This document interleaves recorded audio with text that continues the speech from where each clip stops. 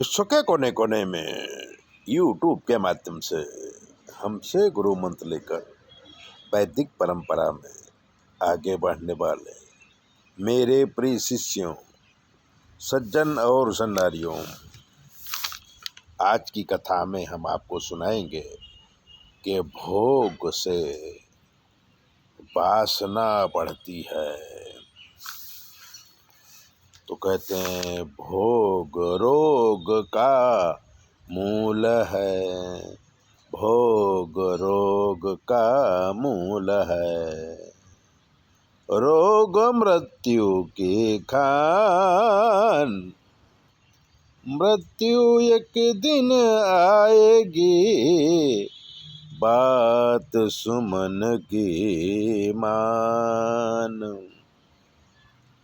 शुक्राचार्य राजा बृहस्पति के गुरु और राजगुरु थे। राजा को एक पुत्री थी शर्मिष्ठा और शुक्राचार्य की पुत्री थी देवयानी। दोनों सहेलियां थीं।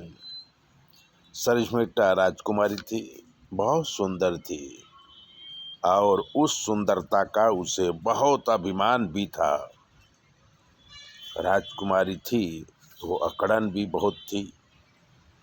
एक दिन शर्मिष्ठा और देवयानी दोनों सहेलियां नदी में स्नान करने गईं। स्नान करने के बाद भूल से देवयानी ने शर्मिष्ठा के कपड़े पहन लिए। शर्मिष्ठा बहुत क्रोधित हो गई। उसने शर्मिष्ठा को बहुत डांटा और अपने कपड़े ले लिए और शर्मिष्ठा को कुएं में गिरा दिया और राजमहल में आ गई। देवयानी बचाओ बचाओ कह के चिल्लाने लगी।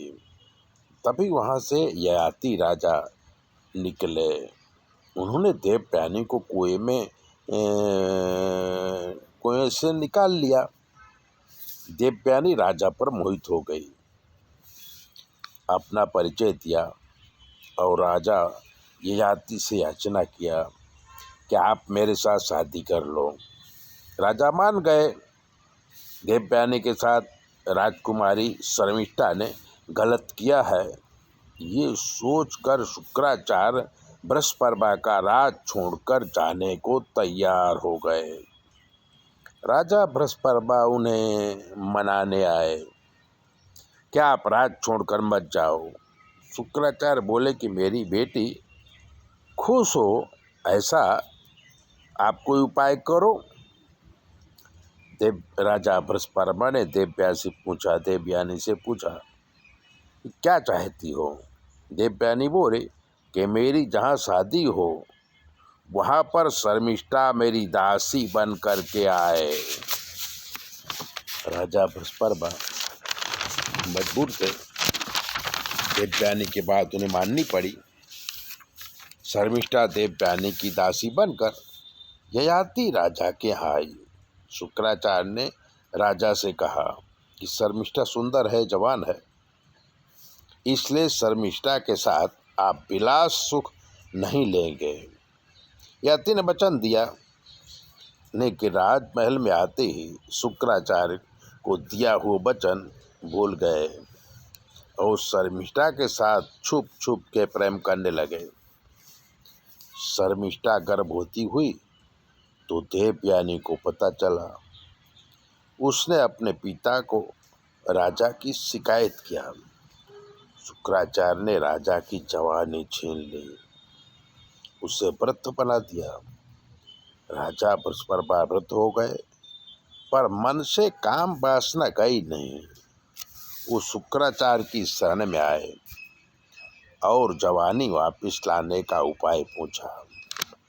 शुक्राचार्य ने कहा कि अगर कोई जवान आदमी अपनी जवानी तुम्हें देगा तो तुम जवान हो जाओगे और वो बूढ़ा हो जाएगा। राजा बृहस्पति ने अपने पुत्र की जवानी लेके 1000 साल तक विषय भोग किया, पर तृप्ति नहीं हुई। तब वो अपनी जवानी लौटा के बेटे को गद्दी में बिठाया और खुद जंगल में तप करने चले गए। भोग से तृप्ति नहीं होती है। जैसे अग्नि में घी डालो तो वो बढ़ती जाती है, ऐसे काम वासना बढ़ती रहती है और भोग से रोग होता है और रोग से मृत्यु जल्दी आती है। इसलिए